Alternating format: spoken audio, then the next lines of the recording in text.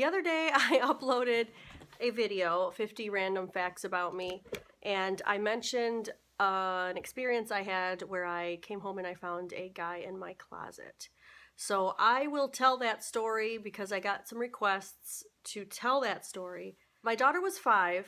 I had just moved into that house about 2 months before, and I remember unloading my belongings with my mom, and I was a single mom at the time, and my mom was helping me unpack, and I remember hearing someone yell out the window, "I'm going to stick my D in your P."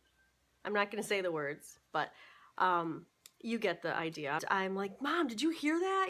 Because it was creepy. Like, you don't hear people yelling that every day. So I looked and I saw the neighbor's window was open, and I'm thinking it must have come from over there. So my mom goes over there and she's banging on the door. Nothing came of it. I don't know. I'm sure it was him, but that's how my time at that house started out. This particular morning, I would drop my daughter off at school. It was literally a block away. So it literally would take me about 5 minutes from the time I walked out the front door to the time I walked back in the front door when I returned. So I left the front door unlocked because I'm thinking I'm just running down the street. I'll be right back. Nothing ever happens, Ran back, and I had a cat at the time, and I walked in the front door and I hung my purse on the chair. And my cat started acting funny, and he was being really needy, more needy than he usually was. And he's like rubbing up against my legs and in between my legs and just being more so than he normally was. And I'm thinking, what the heck is wrong with this cat? And then I hear a noise, like movement in the house. And I froze like in position. I'm thinking, did I actually hear something, or is that just me? Is it like the house shifting, or was it something in the house? So I just like froze there, and I'm waiting literally for like 5 minutes. Yeah, I like to say literally. And I'm standing there listening to see if I hear it again. And then I hear something again. And it sounds like shifting, not someone walking across the room, but like shifting, someone shifting in whatever position they're in. And I'm thinking, oh my gosh, is there somebody in the house, or am I actually going crazy? What the heck? I probably look like a fool. So I go to the dishwasher really quiet, and I grab a steak knife out of there because I don't know what I'm thinking. I'm thinking, I gotta have something. I can't just go empty-handed if there's actually someone in the house. So my cat starts walking up the stairs. We have a tri-level, so we have an upstairs and a downstairs. And he starts walking up a couple steps, and then I kind of follow him really quiet. I'm trying not to make one sound, like not a footstep, nothing. And I'm walking super quiet, and I get to the stairs, and he walks up a couple stairs, and then he turns around and he looks at me, and then I walk up a couple stairs, like super slow, and this continues until we get to the top of the stairs. But he had never done that. He just goes about and does his own thing, he's a cat. But this morning he was acting funny, and in addition to me hearing something a couple times, that's what got me freaked out, because that doesn't, So the cat goes right to my bedroom. There's 3 bedrooms up there, goes right to my bedroom, and walks in and looks at me, and I'm creeping up, and I've got the knife behind my back. I don't know why it's behind my back, but I have it behind my back, and I'm walking to the entrance of my doorway, and the cat walks in and turns around the corner and looks straight in my closet.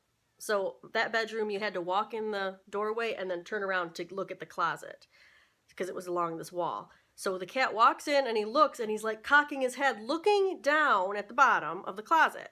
And I'm thinking, he's freaking looking at something that's not normally there.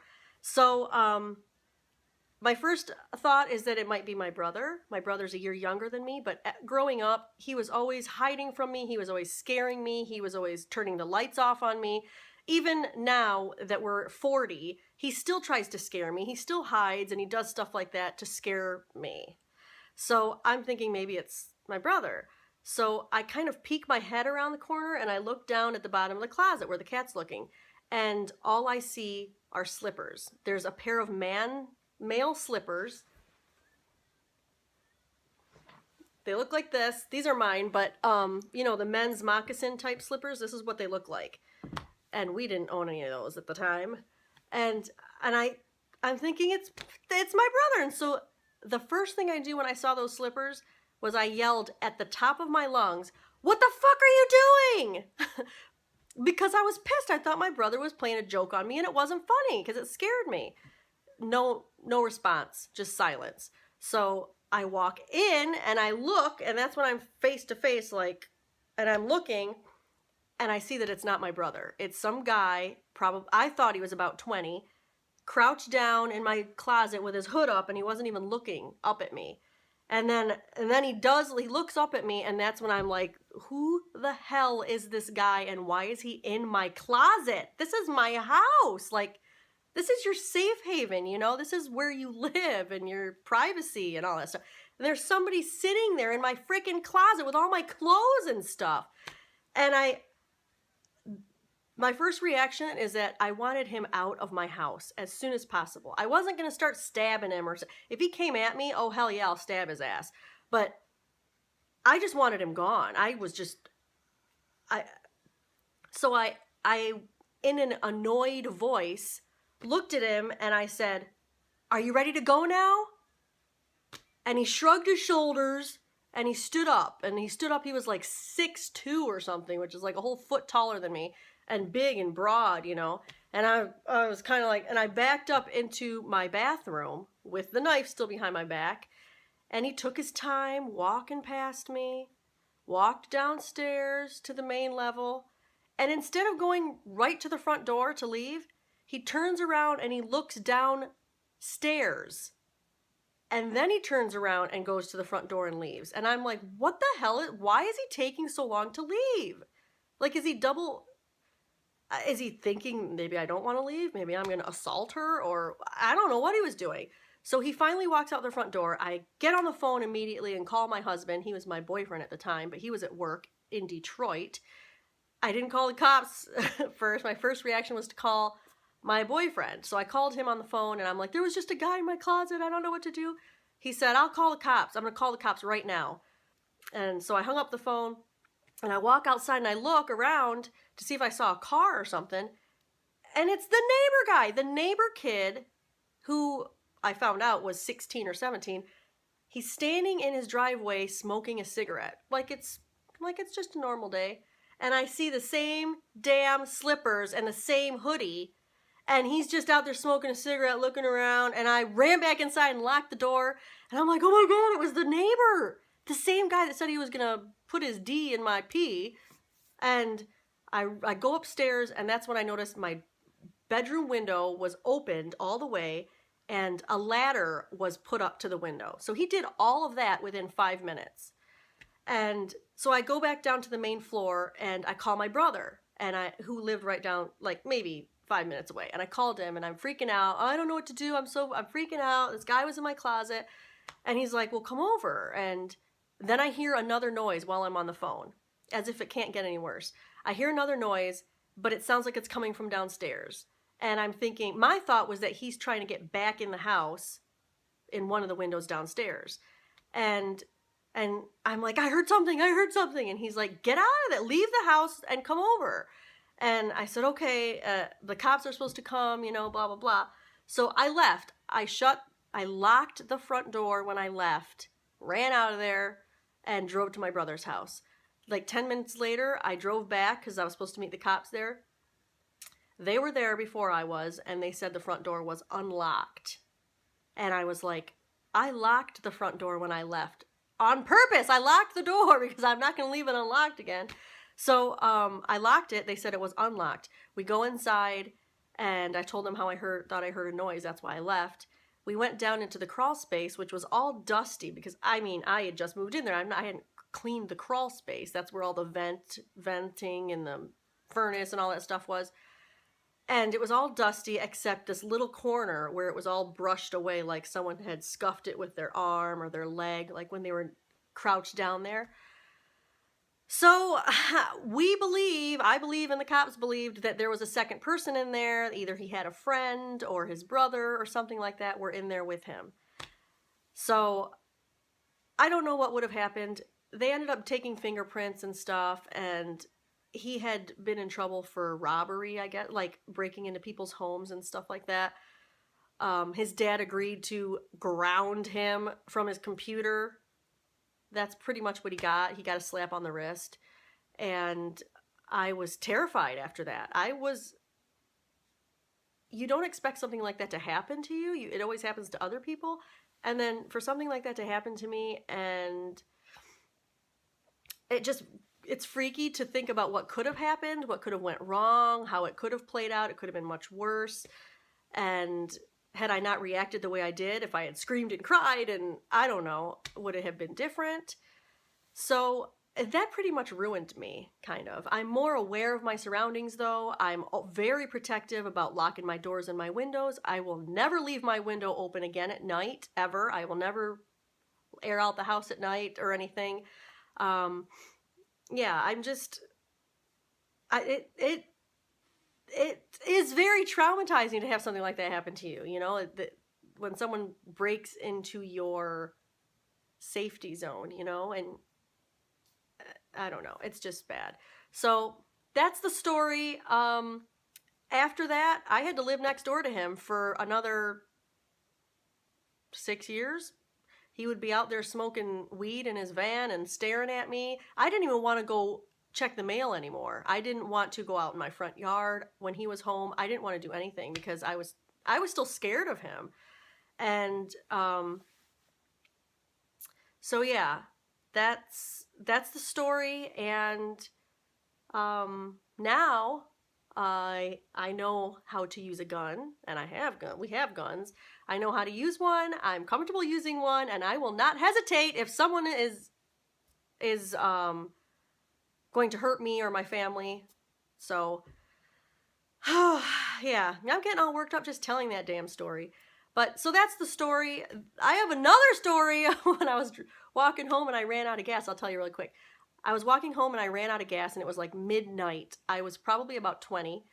I ran out of gas. I'm walking down this like pitch black road out in the boonies, because that's where I lived at the time.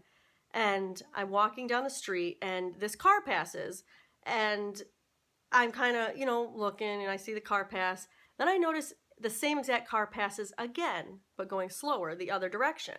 And I'm like, oh my gosh, there's nothing around here except farmland. And so I get down kind of like in the ditch area, and I'm walking in the ditch area where you can't really see from the road. I mean, you can see, but it's not like you're standing right on the edge of the road. So I start walking down there, and then I see him come up a third time really slow. And then he stops right next to me and like pulls over. And I'm like standing there, like kind of looking at him. And I walk up to the car, which I should not have done. But I walked up to the car, and he said, "Do you need a ride?" Like a young guy. And I said, "I'm trying to be nice. I don't want to be rude." And I said, "Oh, ha ha ha, my mom always told me not to talk to strangers." Like jokingly. And I said, "No, I live right down there." And he's like, "Are you sure?" Like angrily, "Are you sure?" And I feel something between my legs. I am not lying. That's why these stories, I feel something between my ankles, and I look down, and it's a little black kitten rubbing up between my legs. A little black, maybe my spirit animal is a cat. Anyways, it's rubbing up against, and I'm like, oh my gosh, there's a black cat. So then, that's stupid, but, and I said, "No, thank you." And then he pulls away, and, kicks up stones and stuff, because it was like the shoulder of the road. Like he was pissed that I said no. And the street I was going to walk down was a dirt road, which was very dark, and which was right up ahead. I had to turn right on that road. And he pulls up and turns on that road behind a set of trees and just sits there. And he puts his car like in park. He's just sitting there with his lights on behind the trees. And I'm walking and walking. I'm thinking, oh my God, what am I going to do? He can definitely outrun me in a car. I'm not walking down that street to get to where I live because he's sitting there in his car like he's fucking waiting for me. And in my head, I'm thinking, what am I going to do? What am I going to do? What do I do? There's nobody around. You know, I didn't have a cell phone at the time. That was before cell phones. Well, anyway, not before cell phones, but before I had one. So I start walking. I'm still trying to play it out in my mind what I'm going to do. And then all of a sudden, a police officer pulls over and stops in front of me. And he's like, was that your car back there? Yes. Did you run out of gas? Yeah, I ran out of gas. Oh my gosh, you're like a lifesaver. And then the car pulls away. And I'm like, oh my gosh, you saved, like, literally, I feel like you saved my life, because if you hadn't been here, I don't know where I would have walked. I don't know what would have happened. That's what's scary. But why was he parked there, like, waiting for me? Behind trees, like, where he thought I couldn't see him or something, but I could see his lights through the trees, like, through the bushes and stuff. I could see his brake lights or whatever sitting there, just sitting there. So anyways, yeah, there's some creepy people out there. You guys got to be careful. You got to check your surroundings. You have to always be aware when you're grocery shopping at night, when you have children with you and you've got your hands full of bags. You have to always be aware where you're at, you know, of your surroundings. Park close to the entrance, park where there's cameras, you know, have something with you. That I carry a knife. I mean, you got to be able to protect yourself and fight back. So I'm glad nothing bad has happened, you know. So that's my story. I'm done. My dad called and invited me to Olive Garden, so I am on my way out now. I will see you guys later. I hope you enjoyed my talk time, and I will see you guys next time. Bye.